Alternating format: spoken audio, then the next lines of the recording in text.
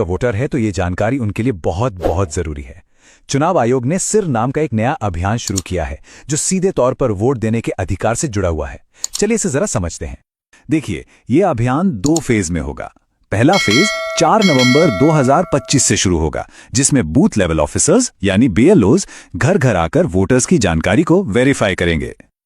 अब इस पूरी प्रक्रिया का जो आधार है वो बहुत सरल है। 2025 की जो वोटर लिस्ट है उसकी तुलना सीधे सीधे साल 2002 की लिस्ट से की जाएगी और इसी तुलना के आधार पर हर वोटर को A से लेकर F तक 6 अलग अलग कैटेगरीज में बांटा जाएगा। मतलब 2002 की वो लिस्ट ही एक तरह से सब कुछ तय करने वाली है। तो सवाल ये उठता है कि किसी को कौन सी कैटेगरी मिलेगी।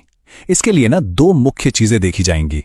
पहली, वोटर की उम्र, और दूसरी, 2002 की वोटर लिस्ट में उनके परिवार का नाम है या नहीं। ठीक है, तो सबसे पहले ग्रुप को देखते हैं। ये वो लोग हैं जिनकी उम्र 38 साल या उससे ज्यादा है, यानी जिनका जन्म 1 जुलाई 1987 को या उससे पहले हुआ है।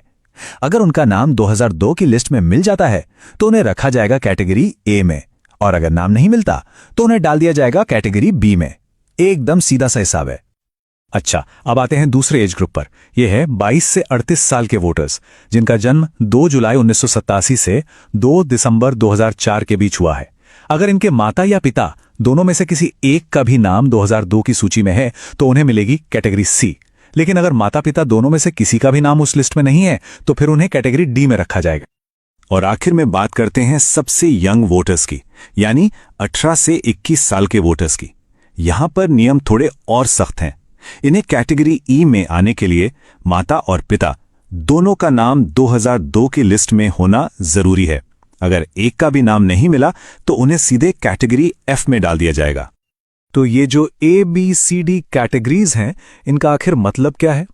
इसका जवाब मिलता है हमें दूसरे फेज में। आपकी कैटेगरी ही ये तय करेगी कि आपको अपना वोट देने का अधिकार बनाए रखने के लिए कौन से और कितने डॉक्यूमेंट्स जमा करने पड़ेंगे, और कुछ मामलों में अपना वोट देने का अधिकार बचाने के लिए इतने डॉक्यूमेंट्स तक देने पड़ सकते हैं। चलिए इस टेबल को जरा ध्यान से समझते हैं। अगर कोई कैटेगरी A में है तो बहुत बढ़िया, उन्हें कोई प्रूफ नहीं देना होगा। B, C और E कैटेगरी के लोगों को सिर्फ अपना एक प्रूफ देना होगा। लेकिन कैटेगरी D वालों को अपना और अपने माता या पिता में से किसी एक का यानी कुल 2 प्रूफ देने होंगे। और सबसे ज्यादा कैटेगरी F वालों को अपना और अपने माता पिता दोनों का मतलब कुल 3 प्रूफ पेश करने होंगे। और सबसे जरूरी बात, अगर ये प्रूफ नहीं दिए जा सके तो मतदाता सूची से नाम हटने का पूरा खतरा है। तो अब सबसे बड़ा सवाल, आखिर किया क्या जाए? घबराने की जरूरत बिल्कुल नहीं है। कुछ बहुत आसान कदम हैं जो अभी से उठाए जा सकते हैं ताकि आगे चलकर कोई भी परेशानी ना हो। तो सवाल यह है कि पहले फेज की तैयारी के लिए हम अभी से राइट नाउ क्या कर सकते हैं? देखिए, हमारा लक्ष्य होना चाहिए कि हम सबसे आसान कैटेगरीज A, C और E में आ जाएं। इसके लिए क्या करना होगा?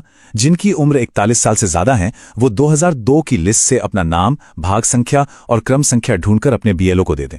जो 21 से 38 साल के हैं वो अपने माता या पिता में से किसी एक की 2002 की लिस्ट की जानकारी अपने BLO को दे दें।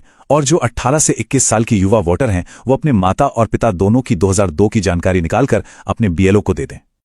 एक बात याद रखिए, अभी से ये थोड़ी सी मेहनत करने का फायदा बहुत बड़ा है। जब पहले फेज में BLO वेरिफिकेशन के लिए आएंगे ना, तो उनके लिए आपको A, C या E जैसी आसान कैटेगरी में डालना बहुत सिंपल हो जाएगा और आप भविष्य की बड़ी मुश्किलों से बच जाएंगे। आखिर में ये सारी मेहनत सिर्फ किसी दस्तावेज के लिए नहीं है। जैसा कि इस गाइड में कहा गया है, ये इसलिए है ताकि हमारा वोट देने का अधिकार बरकरार रहे और हम लोकतंत्र को बचा सकें। तो जागरूक रहिए, अपनी जानकारी तैयार रखिए और इस जरूरी संदेश को दूसरों तक भी जरूर पहुंचाइए।